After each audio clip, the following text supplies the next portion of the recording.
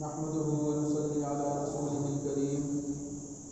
أما بعد فأعوذ بالله من الشيطان الرجيم بسم الله الرحمن الرحيم قال الله تبارك وتعالى يا أيها المدثر قم فأنذر وربك فكبر وعن أنس رضي الله عنه قال قال رسول الله صلى الله عليه وسلم لقد أخفت في الله وما يخاف أحد ولقد أوذيت في الله وما يؤذى أحد أو كما قال عليه الصلاة والسلام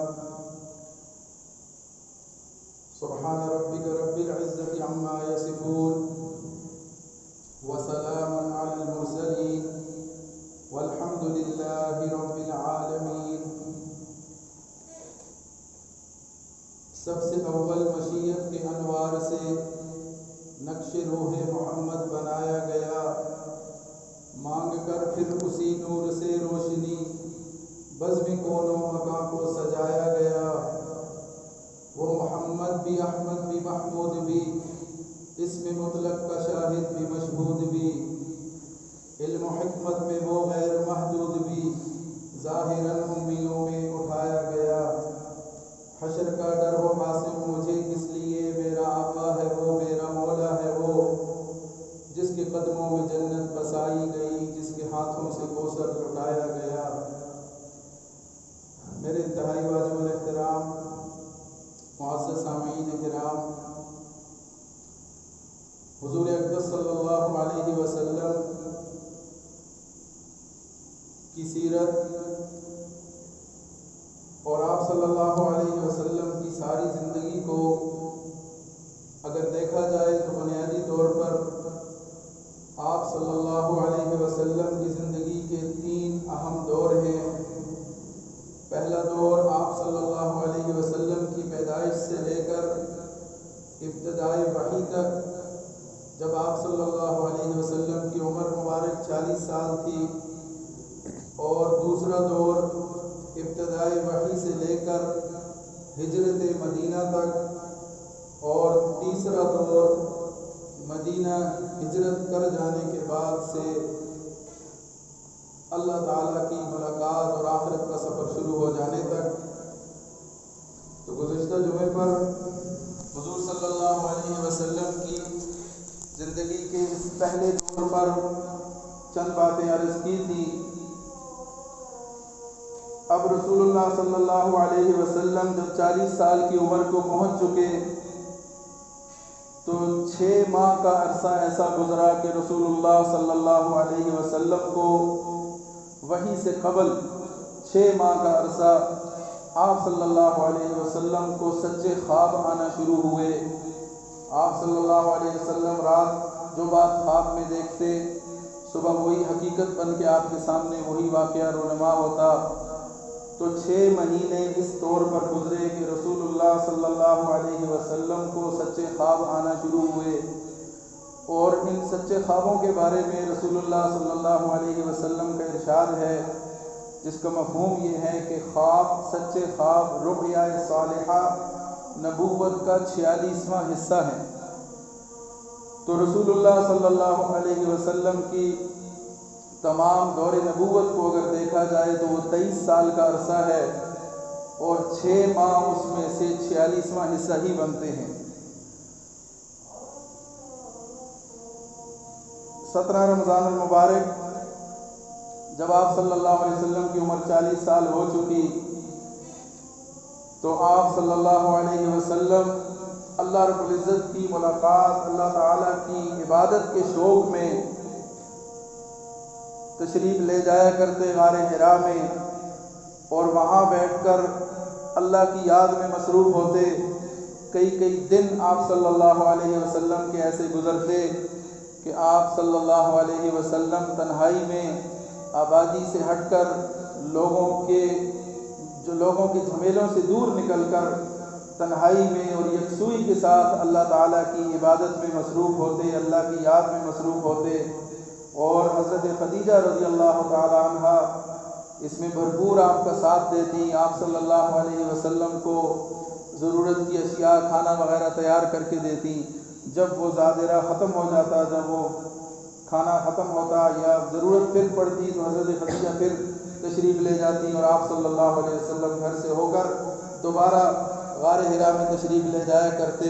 تو کافی عرصہ اس طریقے سے رسول اللہ صلی اللہ علیہ وسلم وحی سے قبل اس روٹین کے ساتھ آپ صلی اللہ علیہ وسلم چلتے رہے۔ تو اسی طرح ایک دن رمضان المبارک کی 17 تاریخ حضرت جبرائیل سب سے پہلی مرتبہ آپ صلی اللہ علیہ وسلم کی خدمت میں اقدس میں حاضر ہوئے اور اللہ تعالیٰ کی طرف سے جو پیغام وہ لے کر آئے تھے وہ رسول اللہ صلی اللہ علیہ وسلم تک پہنچایا۔ سورہ علق کی ابتدائی آیات، اقرأ بسم ربک الذی خلق خلق الانسان من علق اقرأ وربک الاکرم الذی علم بالقلم علم الانسان ما لم یعلم، یہ ابتدائی آیات جو سب سے پہلی وحی تھی وہ لے کر حضور صلی اللہ علیہ وسلم کی خدمت میں حاضر ہوئے۔ آپ صلی اللہ علیہ وسلم جب وہاں سے واپس تشریف لائے، آپ کی کیفیت بدل چکی تھی۔ آپ نے حضرت خدیجہ رضی اللہ تعالیٰ عنہ سے عرض کیا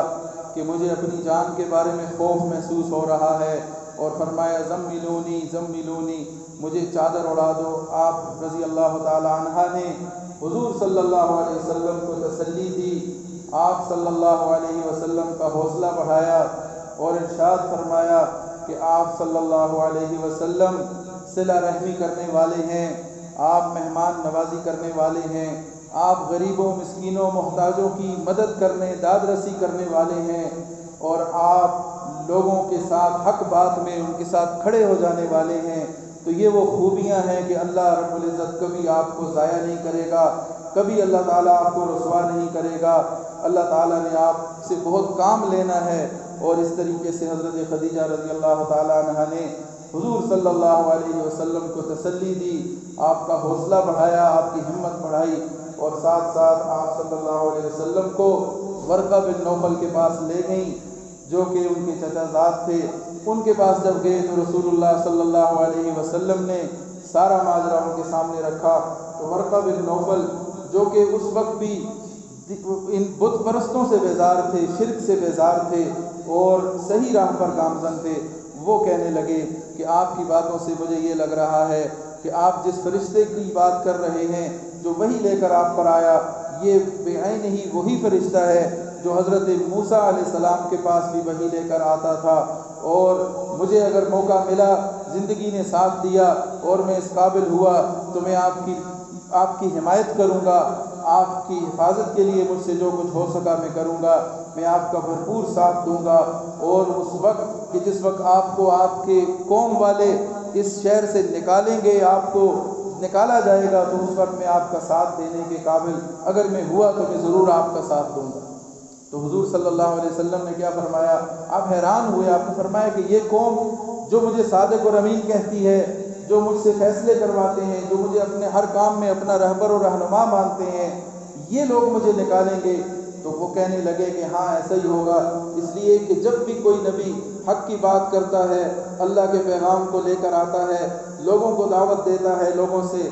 رب تعالیٰ کی بندگی کی بات کرتا ہے، تو لوگ اس کی مخالفت کرتے ہیں، علاقے سے نکالتے بھی ہیں، اذیتیں بھی دیتے ہیں، اور بڑی بڑی مشکلات ان کے لیے کھڑی کرتے ہیں۔ تو ورقہ بن نوفل سے تسلی ملی۔ اس کے بعد فترت وحی کا زمانہ شروع ہوا۔ پہلی وحی کے بعد بہت عرصہ ایسا گزرا کہ دوبارہ وحی کا سلسلہ آنا تھوڑی رک گیا، لیکن اس دوران حضرت جبرائیل تشریف لاتے رہے اور آپ صلی اللہ علیہ وسلم کی ہمت بڑھاتے رہے۔ پھر ایک مرتبہ حضرت جبرائیل تشریف لائے زمین پر، انہوں نے حضور کے سامنے زمین پر پاؤں مارا، وہاں سے پانی نکلا۔ اس پانی سے حضرت جبرائیل نے وضو فرمایا، حضور صلی اللہ علیہ وسلم ان کو دیکھ رہے ہیں، پھر آپ صلی اللہ علیہ وسلم نے بھی وضو کیا، پھر حضرت جبرائیل نے 2 رکعت نماز پڑھائی، حضور نے 2 رکعت نماز پڑھی۔ یہ طریقہ سیکھنے کے بعد رسول اللہ صلی اللہ علیہ وسلم گھر میں گئے اور حضرت خدیجہ کو وضو اور نماز کا طریقہ سکھایا۔ اس وقت جو نماز تھی وہ 2 وقت کی نماز تھی، صبح کے وقت اور شام کے وقت، یعنی 2 رکعت صبح فجر کی اور 2 رکعت شام یعنی عصر کے وقت 2 رکعت نماز تھی۔ بعد میں 5 نمازیں جو فرض ہوئیں وہ معراج کے موقع پر ہوئیں، تو ابتدائی دور میں صرف 2 نمازیں تھیں اور وہ تھی صبح اور شام کی، اور 2 رکعت فجر اور عصر کی۔ تو یہ سارا سلسلہ ہوا وحی کی ابتدا ہونے کے پہلے اور دوسرے سال میں، اور جب تیسرا سال شروع ہوا تو اللہ رب العزت کا حکم آ گیا کہ اب اعلانیہ دعوت دیں، وَأَنذِرْ عَشِيرَتَكَ الْأَقْرَبِينَ، اپنے قریبی لوگوں کو، اپنے رشتہ داروں کو اللہ کے خوف سے ڈرائیں، اللہ کا پیغام ان تک پہنچائیں۔ وَأَنذِرْ عَشِيرَتَكَ الْأَقْرَبِينَ، اس آیت کے نازل ہونے کے بعد رسول اللہ صلی اللہ علیہ وسلم نے اعلانیہ تبلیغ شروع کی، اور ایک موقع پر آپ صلی اللہ علیہ وسلم صفا کی پہاڑی پر تشریف فرما ہوئے اور لوگوں کو بلایا، جمع کیا، ایک ایک قبیلے کو، ایک ایک خاندان کو پکار کے ان کو ایک جگہ جمع کیا، اور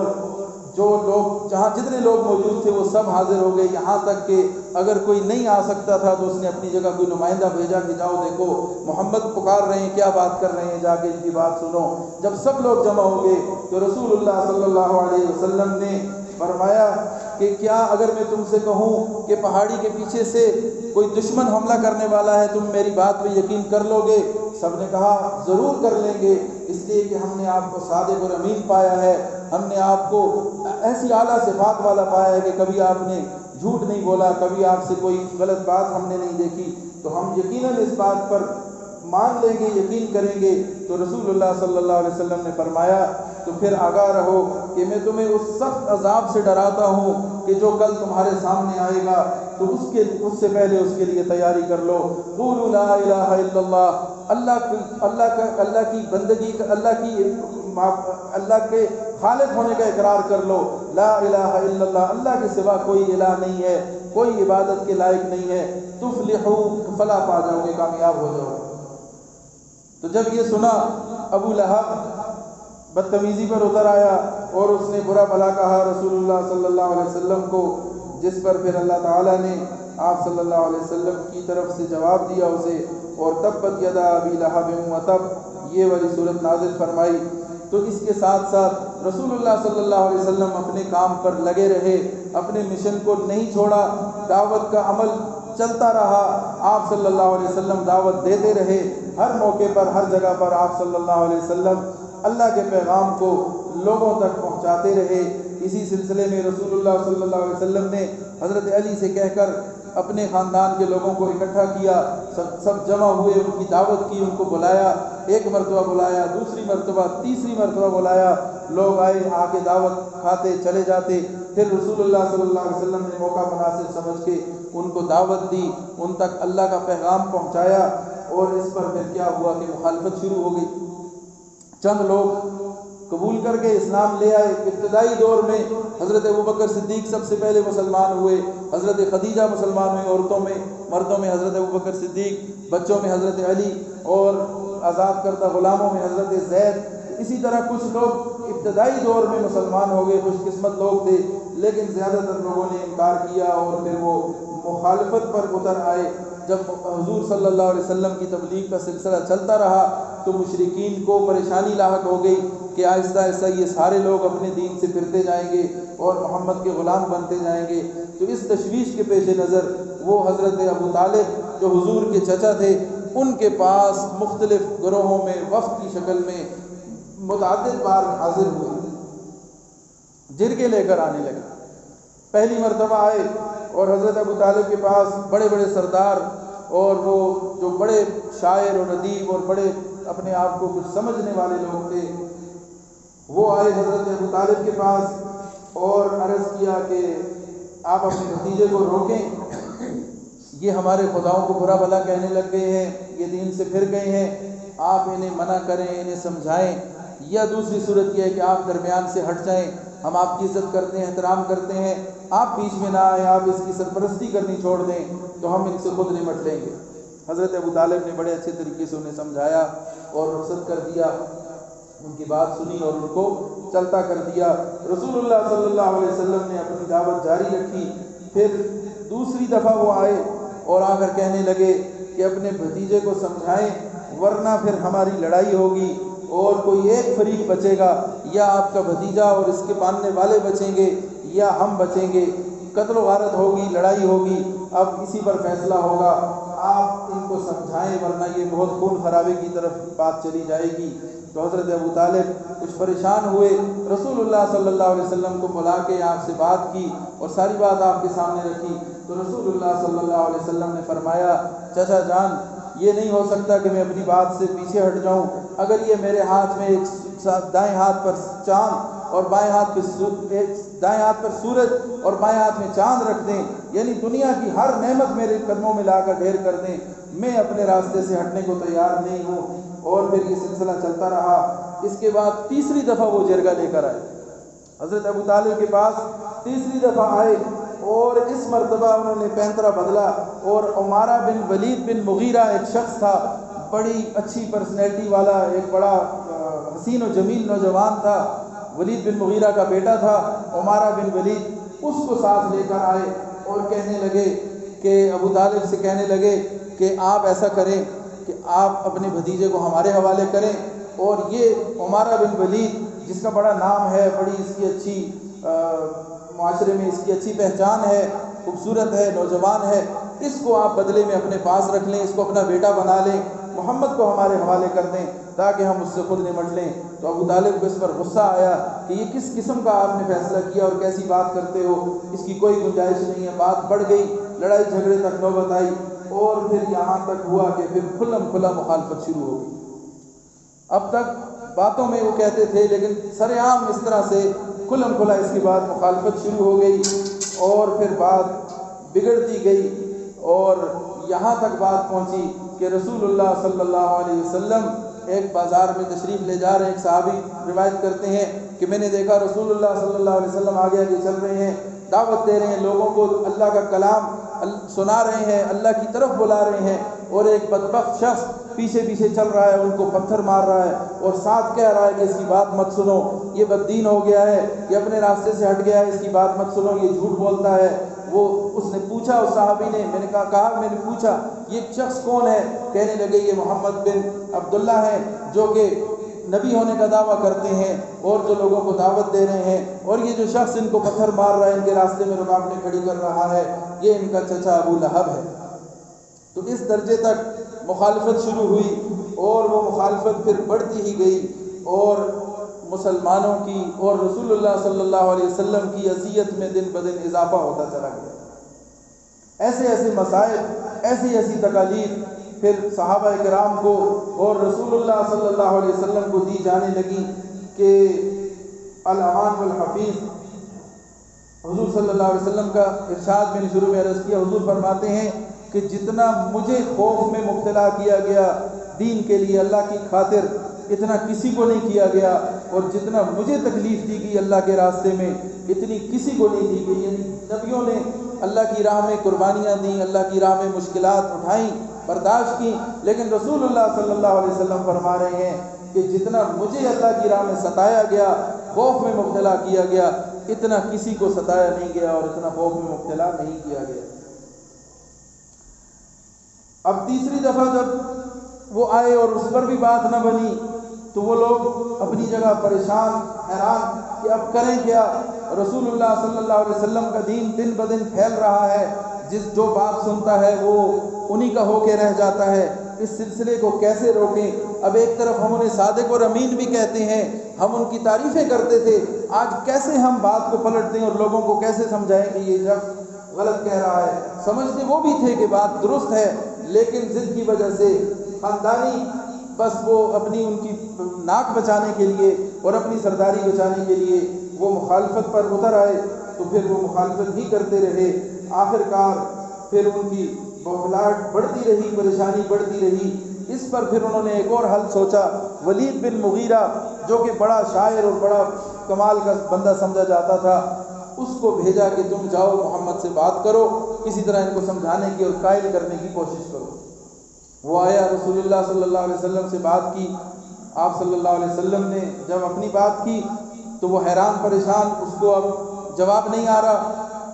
حالانکہ وہ لوگ اپنے آپ کو کچھ سمجھتے تھے، اور صرف سمجھتے نہیں تھے، حقیقت میں تھے بھی، شاعر تھے، ادیب تھے،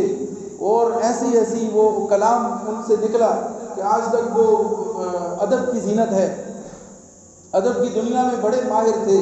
اور دنیا انہوں نے دیکھی ہوئی تھی، بات چیت کرنے کا فن جانتے تھے، خود کو عرب اور دوسروں کو عجم کہتے تھے کہ ہم بولنے والے ہیں، بات ہمیں کرنی آتی ہے، باقی ساری دنیا گونگی ہے، بات ہی نہیں کر سکتے۔ اس درجے کے لوگ اور ایسے بڑے بڑے نام والے لوگ، وہ جب آیا رسول اللہ صلی اللہ علیہ وسلم کے پاس آپ کو سمجھانے کے لیے، تو رسول اللہ صلی اللہ علیہ وسلم نے جب جواب میں بات کی تو وہ واپس نامراد ہو کے واپس چلا گیا اور اپنی قوم کے پاس جا کے کہنے لگا، حضور محمد کو ہم جھوٹا نہیں کہہ سکتے، محمد کو ہم کاہن نہیں کہہ سکتے، نجومی نہیں کہہ سکتے، میں نے ساری دنیا دیکھی ہوئی ہے، میں سارے معاملات کو سمجھتا ہوں، یہ جو کلام لایا ہے، یہ جو بات کرتا ہے، یہ ہم اگر کہیں گے یہ جھوٹا ہے، ہماری بات کوئی نہیں مانے گا، اگر ہم کہیں گے یہ نجومی ہے، کاہن ہے، ہماری بات کوئی نہیں مانے گا، اگر ہم کہیں گے یہ مجنون ہے، دیوانہ ہے، ہماری بات ریجیکٹ کر دی جائے گی، کوئی نہیں مانے گا۔ پھر اس نے مشورہ دیا کہ تم لوگوں کو یہ سمجھاؤ کہ یہ جادو کرتا ہے، یہ منتر پڑھتا ہے،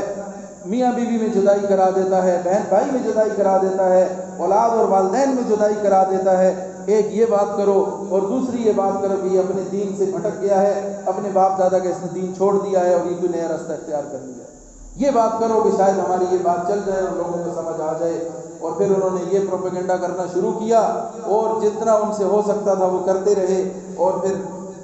یہ سلسلہ چلتے چلتے سرعام انہوں نے آپ صلی اللہ علیہ وسلم کو اذیتیں دینی شروع کی، صحابہ کرام کو اذیتیں دینی شروع کی، اور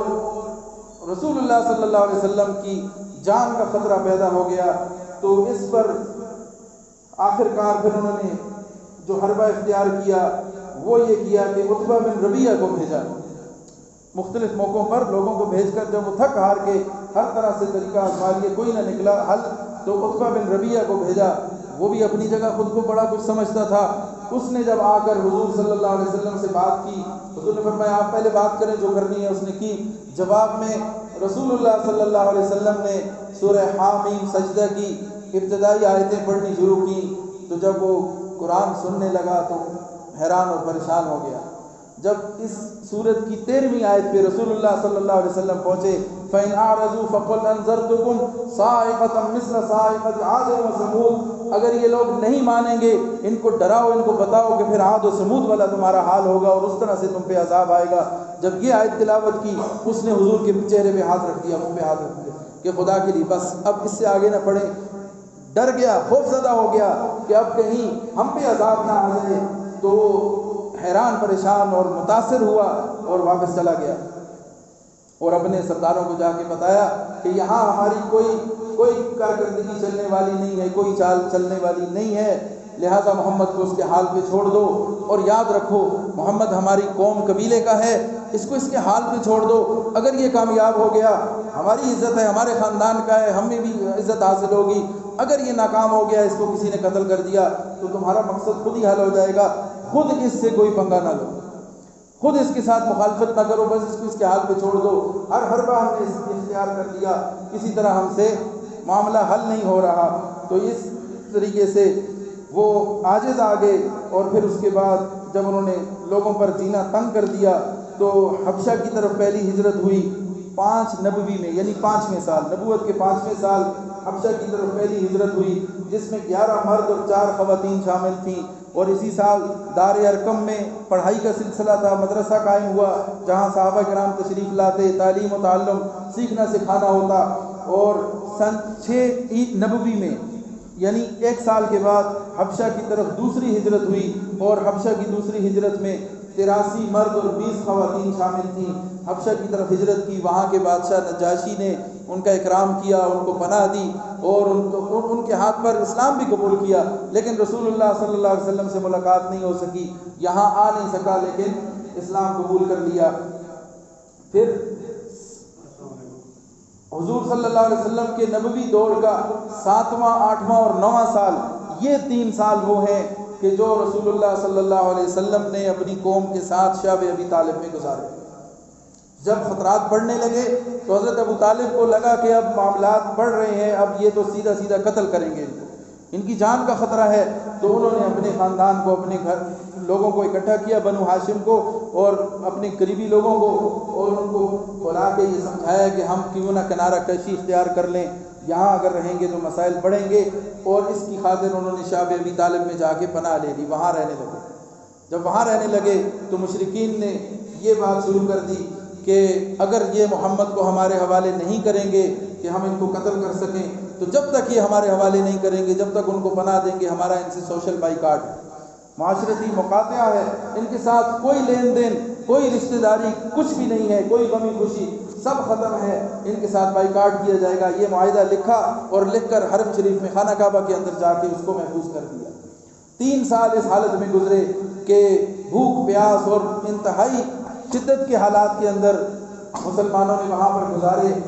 اور پھر چند لوگ، کچھ نیک لوگ تھے کہ جنہوں نے یہ سوچا کہ ان کے ساتھ دوبارہ سے ان کو واپس لانا چاہیے، ان لوگوں کے ساتھ زیادتی ہے ان کو وہاں چھوڑنا، تو اس سلسلے میں کچھ بات چیت شروع ہوئی۔ رسول اللہ صلی اللہ علیہ وسلم نے بھی پیشن گوئی فرما دی کہ وہ معاہدہ اب ختم ہو چکا ہے، وہ سارے نام دیمک نے چاٹ لیے ہیں، مٹ چکے ہیں۔ حضرت ابو طالب نے کہا کہ جاؤ دیکھو، اگر وہ معاہدہ موجود ہے تو پھر ٹھیک ہے، اگر وہ نہیں موجود اور محمد کی بات سچی ہے تو پھر یہ معاہدہ ختم ہونا چاہیے۔ تو جب انہوں نے جا کر دیکھا تو وہاں پر کوئی نام سوائے اللہ کے نام کے سارے نام وہاں سے مٹ چکے تھے، اور اس طرح سے یہ معاہدہ ختم ہوا، اور یہ جو محصور ہو کر خاندان قریش وہاں پر شعب ابی طالب میں رہ رہا تھا وہ واپس آئے۔ اس دوران ابو لہب نے ان کا ساتھ نہ دیا، باقی ساری قوم ساتھ تھی،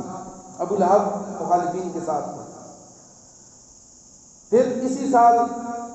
چاند کے 2 ٹکڑے ہوئے، معجزہ شق القمر ہوا۔ کسی نے جب یہ کہا رسول اللہ صلی اللہ علیہ وسلم سے کہ اگر آپ چاند کے 2 ٹکڑے کر دیں تو ہم آپ کی بات مان لیں گے، رسول اللہ صلی اللہ علیہ وسلم نے چاند کی طرف اشارہ کیا، چاند ایک پہاڑی کے کنارے پر اور دوسرا چاند کا ٹکڑا دوسری پہاڑی کے کنارے پر نظر آنے لگا۔ ساری دنیا نے، سب نے کھلی آنکھوں سے مشاہدہ کیا۔ جب یہ دیکھا تو ان کے پاس جواب کچھ نہ رہا، کہنے لگے کہ محمد نے سب پہ جادو کر دیا، اور پھر کہنے لگے کہ اس کی تصدیق اگر کوئی اور قافلہ یا کوئی دنیا کا کسی اور جگہ سے کوئی آنے والا اس کی تصدیق کرے گا تو پھر ہم مان لیں گے کہ واقعی یہ تھا، یہاں ہم لوگوں پہ تو شاید جادو ہو گیا، ہمیں ایسا نظر آ رہا ہے۔ تو کچھ دن کے بعد ایک قافلے جب آئے مکہ میں، انہوں نے بھی بتایا کہ فلاں دن ہمیں ایسا دیکھا ہم نے کہ چاند کے 2 ٹکڑے، اس کے باوجود جنہوں نے نہیں ماننا تھا انہوں نے نہ مانا۔ 10ویں سال، اس سال کو غم کا سال قرار دیا گیا، عام الحزن، غم کا سال، اس لیے کہ رسول اللہ صلی اللہ علیہ وسلم کے جو 2 انتہائی مددگار اور آپ صلی اللہ علیہ وسلم کے انتہائی قریبی لوگ تھے، حضرت ابو طالب آپ کے چچا، اور آپ صلی اللہ علیہ وسلم کی رفیقہ حیات حضرت خدیجہ رضی اللہ تعالی عنہ، ان کا چند دنوں میں ان دونوں کا انتقال ہو گیا۔ تو اس سال کو آپ صلی اللہ علیہ وسلم نے غم کا سال قرار دیا، اور پھر اسی سال حضرت سیدہ سودا رضی اللہ تعالی عنہ سے آپ صلی اللہ علیہ وسلم کا نکاح ہوا، اور پھر اسی سال آپ صلی اللہ علیہ وسلم نے طائف کا سفر فرمایا، وہاں تشریف لے گئے، چند دن وہاں گزارے، لوگ تھے، رشتہ داری تھی، تعلق تھے، وہاں رہے، لوگوں کو دعوت دیتے رہے۔ آخری دن 10ویں دن غالباً جب وہاں سے رخصت کا ارادہ تھا تو آپ صلی اللہ علیہ وسلم نے وہاں کے جو بڑے سردار تھے، عبد یالین، مسعود اور حبیب، یہ 3 نام ہیں، ان 3 سرداروں سے بات کی۔ انہوں نے بھی آپ کی بات کو جھٹلایا، نہ صرف جھٹلایا بلکہ لوگوں کو آپ کے پیچھے لگا دیا، وہ پتھر مارتے جاتے، آپ صلی اللہ علیہ وسلم کو لہو لہان کیا، اور پھر آپ صلی اللہ علیہ وسلم نے ایک باغ کے اندر پناہ لی، اور وہاں پر تھوڑا آپ صلی اللہ علیہ وسلم نے آرام فرمایا، پھر وہاں سے واپس تشریف لائے، اور جب واپس تشریف لائے تو فجر کی نماز آپ نے مکہ میں آ کر جب ادا کی، تو آپ صلی اللہ علیہ وسلم نماز ادا کر رہے تھے، جنات کی ایک جماعت آئی، انہوں نے آپ سے قرآن سنا اور وہ اسلام قبول کیا، انہوں نے واپس گئے، پھر اپنے ساتھ اور جنات کو بھی لائے، اور یہ سلسلہ جنات میں بھی شروع ہوا۔ تو یہ سارے واقعات 10ویں سال میں ہوئے۔ پھر 11ویں سال میں واقعہ معراج ہوا، اور معراج کے وقت آپ صلی اللہ علیہ وسلم ام ہانی کے گھر پر تھے،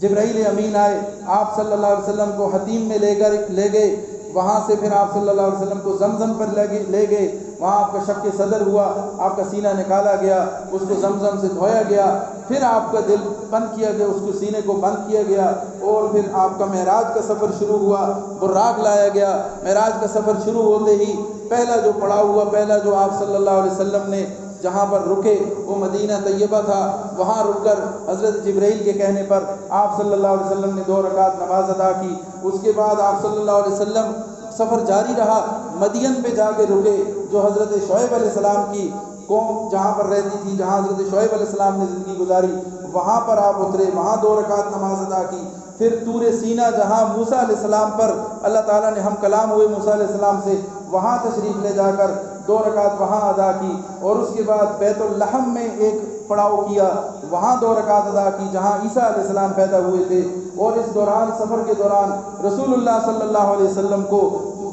لوگوں کے مختلف گناہ اور ان پر ملنے والے عذاب اور لوگوں کی نیکیاں اور ان نیکیوں پر ملنے والے اجر، ان چیزوں کا مشاہدہ ہوا۔ غیبت کرنے والوں کا آپ نے انجام دیکھا، سود کھانے والوں کا آپ نے انجام دیکھا، زکوٰۃ نہ دینے والوں کا آپ نے انجام دیکھا، بدکار مرد اور عورت کا آپ نے انجام دیکھا، امانت میں خیانت کرنے والوں کا آپ نے انجام دیکھا، اور بے عمل واعظین کا، جو لوگوں کو تو نصیحت کی باتیں کرتے ہیں خود عمل نہیں کرتے، جن کی زبان اور ہونٹ کینچی سے کاٹے جا رہے تھے، جہنم کی آگ سے کاٹے جا رہے تھے، وہ لوگ حضور نے دیکھے اور ان کا انجام دیکھا۔ اسی طرح آپ صلی اللہ علیہ وسلم نے لوگوں کے نیک اعمال اور ان اعمال پر ملنے والی نیکیاں اور اجر، اس کا بھی مشاہدہ کیا، اور چند صحابہ کے محلات دیکھے۔ یہ سارا سلسلہ دیکھ کر آپ صلی اللہ علیہ وسلم بیت المقدس پہنچے۔ بیت المقدس پہنچ کر آپ صلی اللہ علیہ وسلم نے تمام انبیاء کی امامت کرنے کے بعد یہ سفر پھر